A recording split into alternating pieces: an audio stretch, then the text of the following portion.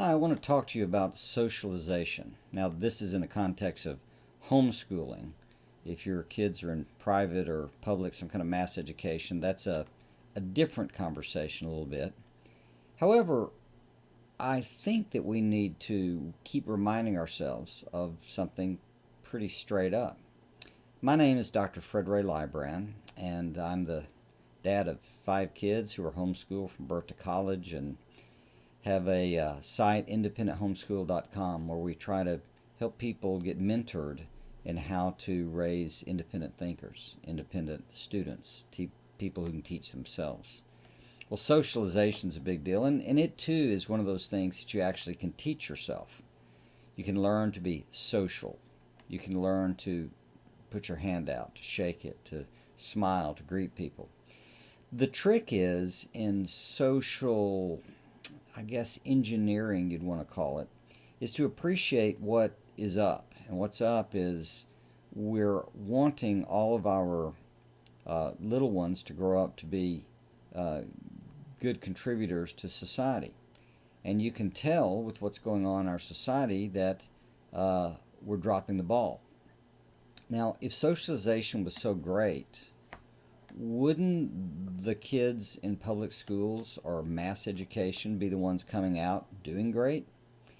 And the fact is, they're not.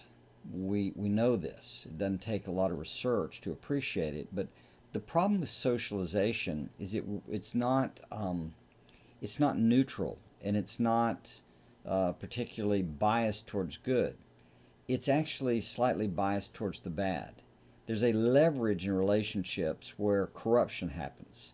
So, if your kids are around kids who aren't good for them, your kids don't do as well. That's the nature of the game. It's really quite strange how that works. But the truth is that people have to learn how to have a relationship with themselves as well as a relationship with others. And so in the homeschooling world, most of these families have more than one kid. When a child's isolated, that might be a little bit different of story, but we're not trying to socialize them such that they can learn to get along with thugs. We're trying to socialize them to be contributors to the society and world in a positive way. Well, to do that in a homeschool world, we can direct it. So, a lot of us get our kids involved in youth groups. A lot of us have gotten our kids involved in scouts. A lot of us have them involved in music programs or swim teams. And you go down the list. There are all kinds of opportunities. Never mind the neighborhood you're in. Never mind the friendships you bump into.